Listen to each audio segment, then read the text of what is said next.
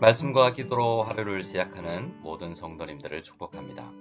오늘 함께 묵상하실 말씀은 사무엘상 8장 1절에서 22절입니다. 같이 말씀을 읽겠습니다. 사무엘이 늙음에 그의 아들들을 이스라엘 사사로 삼으니 장자의 이름은 요엘이요 차자의 이름은 아비아라. 그들이 브엘세바에서 사사가 되니라. 그의 아들들이 자기 아버지의 행위를 따르지 아니하고 이익을 따라 뇌물을 받고 판결을 굽게 하니라. 이스라엘 모든 장로가 모여 라마에 있는 사무엘에게 나아가서 그에게 이르되 보소서 당신은 늙고 당신의 아들들은 당신의 행위를 따르지 아니하니 모든 나라와 같이 우리에게 왕을 세워 우리를 다스리게 하소서 한지라. 우리에게 왕을 주어 우리를 다스리게 하라 했을 때에 사무엘이 그것을 기뻐하지 아니하여 여호와께 기도하매 여호와께서 사무엘에게 이르시되 백성이 내게 한 말을 다 들으라. 이는 그들이 너를 버림이 아니요 나를 버려 자기들의 왕이 되지 못하게 함이니라. 내가 그들을 애굽에서 인도하여 낸 날부터 오늘까지 그들이 모든 행사로 나를 버리고 다른 신들을 섬김같이 내게도 그리하는도다.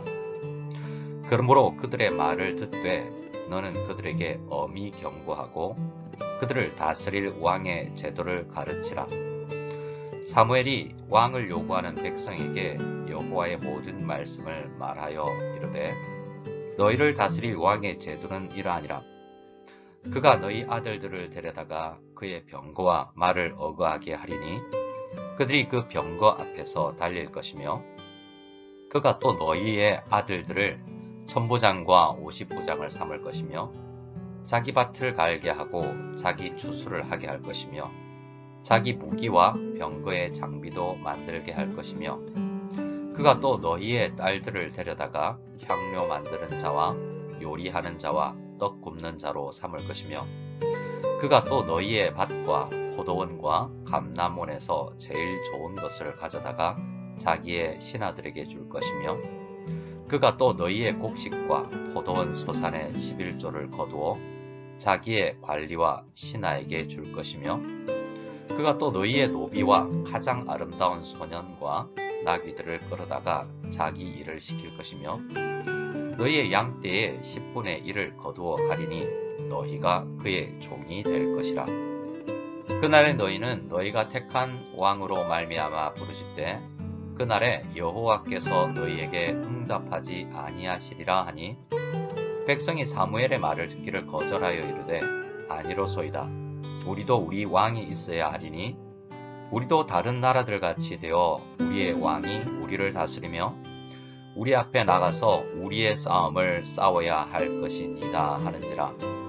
사무엘이 백성의 말을 다 듣고 여호와께 아뢰매 여호와께서 사무엘에게 이르시되 그들의 말을 들어 왕을 세우라 하시니 사무엘이 이스라엘 사람들에게 이르되 너희는 각기 성읍으로 돌아가라 하니라.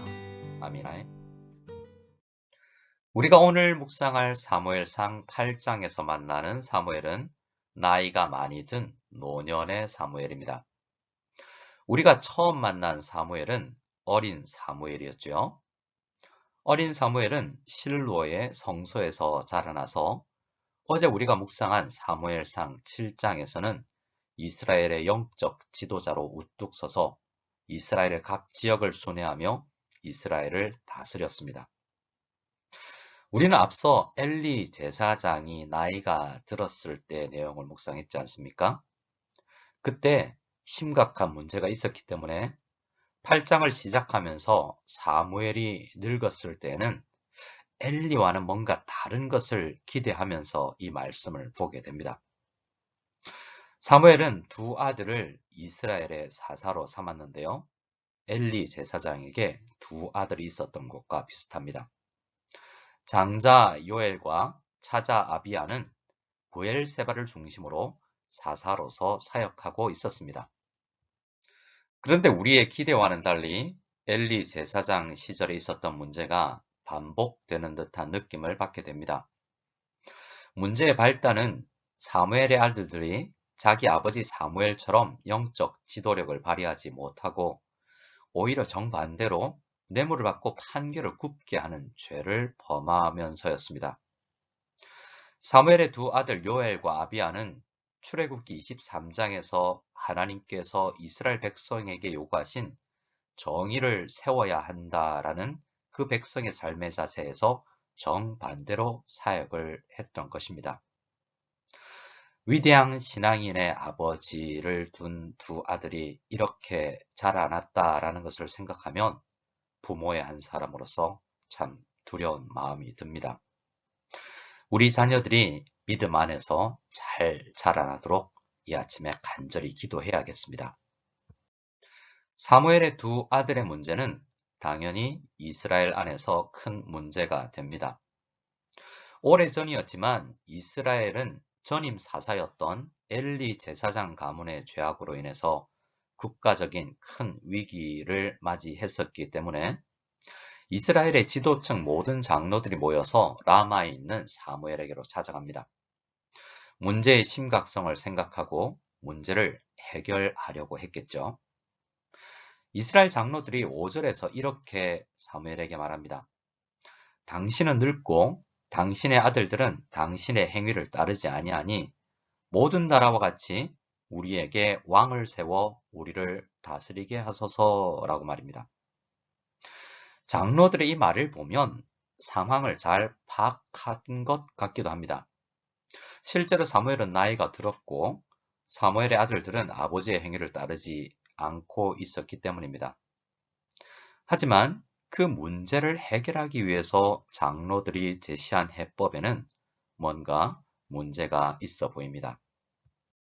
먼저 사무엘이 나이가 많이 들기는 했지만 이후에 진행되는 말씀들을 보면 사무엘이 엘리 제사장처럼 영적으로 무디어 있지는 않은 것 같기 때문입니다. 그리고 아들들의 나이를 알 수는 없지만 아들들에게 징계를 내리거나 훈계하여서 바로잡거나 다른 사람으로 사역을 교체하는 방법들도 있었을 것이기 때문이죠. 하지만 장로들은 이스라엘 이웃의 다른 모든 나라와 같이 왕을 세워서 다스리게 해달라라는 이 방법 요구는 좋은 해법인지 우리는 깊이 생각을 해 보아야 합니다. 이스라엘 장로들의 요구가 잘못되었다라는 것은 이에 대한 사무엘의 반응과 여호와 하나님의 반응을 보아서 알 수가 있습니다. 사무엘은 그들의 요구를 들었을 때 기뻐하지 않았다라고 말하죠. 그들의 요구에 문제가 있다라는 것을 인식했고 기분이 상했지만 사무엘은 이 문제를 스스로 해결하려고 하지 않고 여호와께 기도하여 아뢰입니다. 여호와의 응답은 이러한데요. 우선 백성들의 요구를 들어주어라 라고 합니다. 또 모든 사람의 마음을 살피시는 하나님께서 장로들의 표면적 요구와는 달리 실제로 어떤 마음으로 이러한 요구를 했는지에 대해서 하나님께서 말씀해 주십니다. 이는 그들이 너를 버림이 아니요 나를 버려 자기들의 왕이 되지 못하게 함이니라. 내가 그들을 애굽에서 인도하여 낸 날부터 오늘까지 그들이 모든 행사로 나를 버리고 다른 신들을 섬김같이 너에게도 그리하는도다 라고 말씀하셨죠. 하나님은 장로들이 왕을 요구하는 그 심리의 저변에는 하나님을 의지하지 않고 저버린 것이 깔려 있고 그 같은 마음으로 사무엘 선지자도 인정하지 않는 잘못을 저지르고 있다라고 말씀하신 것입니다. 사실 이스라엘은 사사가 다스리는 사사 제도를 국가 운영의 제도로 삼든지 아니면 왕이 다스리는 왕정 제도를 국가 운영 제도로 삼든지 상관이 없었습니다.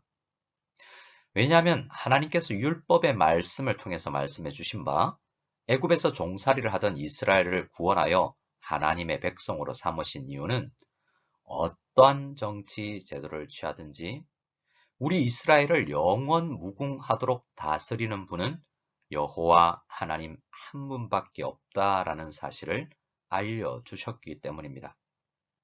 지금 장로들은 사무엘의 두 아들의 문제를 빌미로 정치 제도의 변화가 필요하다는 요구를 하고 있지만 실제로 그들이 원하는 것은 주변 국가가 부러운 것이었습니다. 사무엘의 두 아들이 판결을 굽게 한 것은 보엘세바라는 작은 지역 안에서 벌어진 일이었지만 아직 사무엘이 사역하고 있는 이 시기에는 왕이 없기 때문에 실제로 왕이 없어서 문제가 크게 일어난 것은 없기 때문입니다. 중간 부분을 잠시 건너떠서 20절 말씀을 보겠습니다. 사무엘을 통해서 하나님의 뜻을 전해 들은 이스라엘의 장로들은 자신들의 요구를 굽히지 않습니다. 20절을 같이 보겠습니다. 우리도 다른 나라들 같이 되어 우리의 왕이 우리를 다스리며 우리 앞에 나가서 우리의 싸움을 싸워야 할 것이니다. 라고 그들은 말합니다. 왕이 자신들의 안전을 위해서 전쟁에 나가서 싸움을 싸워야 한다는 것이죠. 하지만 우리가 앞서 7장에서 살펴본 것처럼 이스라엘을 위해서 싸우시는 분은 여호와 하나님 한 분이십니다. 사무엘은 블레셋이 이스라엘을 치러 왔을 때 하나님께 부르짖어 기도하였죠. 그리고 하나님은 이스라엘을 위해서 싸우시고 다시는 블레셋이 이스라엘 지역 안으로 들어오지 못하도록 여호와의 손으로 보호해 주셨다라는 것을 우리는 말씀을 통해서 묵상했지 않습니까? 그러면 무엇이 이스라엘의 장로들의 이 마음에 두려움을 심어 주었고 주변 국가들의 왕을 부러워하도록 만들었을까요? 9절과 10절에서 여호와 하나님은 이스라엘이 요구하는 왕 제도를 허락하시면서 장로들의 요구처럼 왕의 제도가 이스라엘 안에서 실행이 되면 어떤 문제가 발생하게 되는지를 사무엘에게 알려주시고 이스라엘의 장로들에게 전달하게 하셨습니다. 11절에서 17절이 왕정 제도가 불러올 문제들인데요. 그 핵심 구절은 17절입니다. 왕정 제도를 하나님의 뜻대로 인식하고 운영을 하면 그 왕정이 이스라엘이 하나님만을 왕으로 삼는 신정국가라는 것을 온 세상에 바로 알리게 되는 역할을 할 것입니다. 하지만 지금 장로들의 요구처럼 자신들의 재산을 지킬 수 있는 유일한 방법은 하나님을 모르는 이방 국가들처럼 왕정 제도를 갖는 것이라는 생각으로 이 생각으로 왕정 제도를 도입하게 되면 결국 이스라엘 백성들은 하나님의 백성이 아니라 17절에 말씀하시는 것처럼 그 왕의 종이 될 것이라 라는 것입니다. 이스라엘의 장로들은 하나님께서 자신들을 보호하시고 함께 하신다는 믿음이 흔들렸던 것입니다. 눈에 보이지 아니하시는 하나님보다 눈에 보이는 왕이 대변하는 막강한 군사력을 의지했던 것이죠.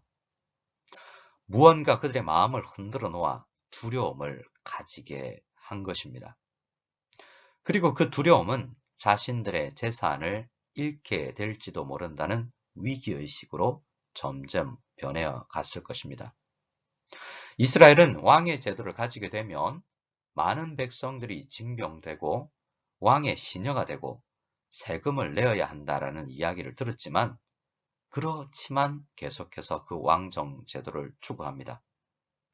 왜냐하면 이스라엘의 기득권 세력인 장로들은 큰 피해가 없을 것 같이 여겨졌기 때문입니다. 어려운 부분은 일반 백성들이 감당하게 될 것이기 때문입니다. 오늘 이스라엘 백성들의 장로들은 하나님을 향한 간절한 기도를 통해 여호와를 의지하고 여호와의 손이 이스라엘을 지키는 신정국가보다는 세금을 내어서 안전이 보장되는 돈으로 안전을 사는 쪽을 선택했던 것입니다. 눈에 보이지 아니하는 하나님보다 눈에 보이는 것들을 추구하는 잘못을 저질렀던 것이죠. 오늘 이 말씀을 묵상하면서 우리 자신에게 무엇을 적용해 보아야 할까요? 우리도 세상을 살다 보면 눈에 보이지 않는 하나님이 아니라 눈에 보이는 세상을 부러워하거나 세상의 것으로 안전을 보장받으려는 그런 충동에, 그런 욕구에 빠지게 될 때가 생길 수 있습니다. 요즘같이 어려운 세상에 살다 보면 무언가 불안감이 우리에게 엄습해 올 수 있지 않습니까? 많은 인간 지도자들이 연약해 보이고 일부 성직자들이 문제가 있는 것 같고, 그들이 설교하고 그들이 말하는 하나님을 신뢰하는 것보다 돈과 보험과 세상적인 것이 우리를 더 보호해 줄 것 같은 그런 확대 해석을 하게 될 수도 있습니다. 안전을 위해서 믿음을 저버리고 세상적인 무언가를 추구하고 있지는 않은지 이 말씀 앞에서 우리 자신들을 돌아보아야 되겠습니다. 그리고 우리를 안전하게 보호하시는 분은 오직 우리의 유일한 왕이신 여호와의 손밖에 없다라는 분명한 믿음을 가지고 오늘도 우리의 모든 문제들을 가지고 하나님 앞에 아뢰오는 그런 기도의 시간을 가질 수 있기를 원합니다. 또 우리의 마음의 많은 부분을 차지하는 자녀 문제도 하나님 지켜주시옵소서, 간절히 여호와의 손이 우리 자녀들과 우리 가정과 우리 기업과 우리 직장, 우리 교회를 붙들어 달라고 간절히 기도하는 이 아침이 다 될 수 있기를 소원합니다. 함께 주기도문 드리겠습니다. 하늘에 계신 우리 아버지여, 이름이 거룩히 여김을 받으시오며 나라가 임하시오며 뜻이 하늘에서 이루어진 것 같이 땅에서도 이루어지이다. 오늘 우리에게 일용할 양식을 주시옵고 우리가 우리에게 죄 지은 자를 사하여 준 것 같이 우리 죄를 사하여 주시옵고 우리를 시험에 들게 하지 마시옵고 다만 악에서 구하시옵소서. 나라와 권세와 영광이 아버지께 영원히 싸움나이다. 아멘.